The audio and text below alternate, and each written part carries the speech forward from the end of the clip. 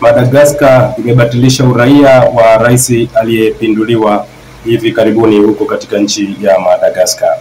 Tunaambiwa kwamba serikali mpya ya Madagascar imemvua rasmi rais aliyepinduliwa Andry Rajoelina uraia wake wa Madagascar.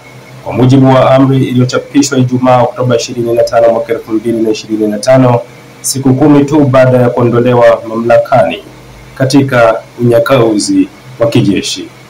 Amri hiyo iliyotolewa katika gazeti rasmi la serikali na kuthibitishwa na vyombo vingi vya habari vya ndani inasema kwamba uraia wa Rajoelina ulifutwa kwa sababu alijipatia uraia wa Ufaransa kwa hiari yake mwenyewe mwaka wa 2014.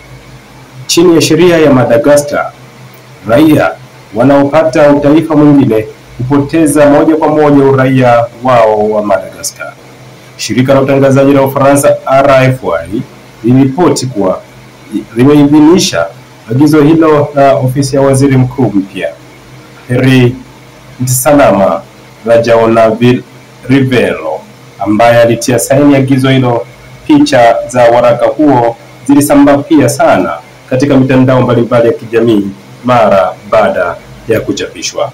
Hii ni taarifa kutoka huko Madagascar kwamba alikuwa rais wa nchi hiyo ndugu Andry Rajoelina amefutiwa uraia wa nchi hiyo baada ya kubainika kwamba pia alikuwa na uraia wa nchi ya Ufaransa. Mwafrika, zinduka na kutakia wakati mwema.